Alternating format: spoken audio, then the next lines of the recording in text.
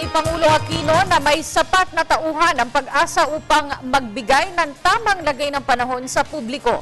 Inihayag ito ng Pangulo kaugnay ng pagbibitiw sa pwesto ni Pag-asa Administrator Nathaniel Servando. Paliwanag ng Pangulo, may 37 bagong meteorologist ang Pag-asa. Nagbabalik si Rocky Ignacio. Tiwala si Pangulo Aquino na walang malaking epekto sa operasyon ng Pag-asa ang pag-alis ng mga batikang forecaster. Sinabi ito ng Pangulo sa harap ng pagbibitiw na rin ni Administrator Nathaniel Servando sa naturang State Weather Bureau. Sir, good morning. Morning. Sir, nagbitiw na po yung Pag-asa Administrator. Ito na po yung pangatlong beses na nagbago na naman po ng pamunuan ng Pag-asa. Ano po ang plano ninyo na bago pa man po tuluyang magkaubusan po ng mga weather forecaster sa Pag-asa, sir? Well, una-una, papakiusapan kita, huwag ka manakot ng mga kababayan natin. No? Dahil may lima ang nawala from 2000. No? 5 katao ang report sa ating Secretary Montero from the year 2000. Okay? Under my watch, 3. No? Yung isa, tayo nagtanggal, yung unang-una. Nauna nang sinabi ng Malacanang na may sapat na personal ang Pag-asa para magbigay ng tamang lagay ng panahon sa publiko. 37 bagong meteorologist ang kinuha ng DOST Pag-asa. Gate ng Pangulo, bahagi ito ng pagpapalakas ng ahensya, kaugnay na rin ang dami ng bagyong tumatama sa bansa. This is the biggest number of hires that ever happened with Pag-asa, the 37 that I previously mentioned.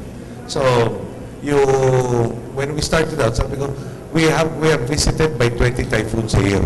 Tapos medyo napaka-importante ang ability to predict the weather.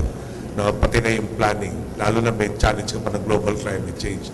We really have to have all of the necessary people with the necessary skills. So, kumilos naman sila ulit.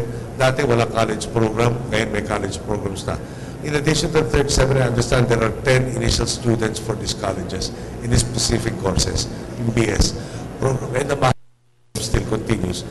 And there are a lot of other scholarships that are offered to encourage people to come in, and then even to the extent of sending them abroad. Continuous yung training ng Pag-asa.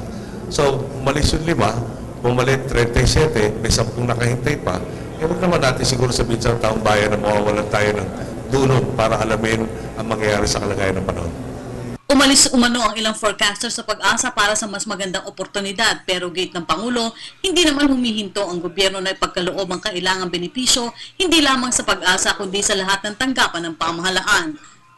Yung sa Pag-asa, there was a practice, and I'm not singling out Pag-asa, but there are other agencies, na, parang dati mga bonuses nila nanggagaling sa savings. Okay sana. Ang problema yung savings, hindi totoong savings. Yung savings, yung dapat gugulan ng mga proyekto, hindi ginugugulan. So pag natapos yung calendar year, sasabihin, savings. Mali naman yata yun. Nagsasuffer yung pinaglaanan nito mga pondong to. At yun ang pinawasto natin sa DBM. I will inquire, I will be shocked, if what is due them has not been given. Para sa Telebisyon ng Bayan, Rocky Ignacio.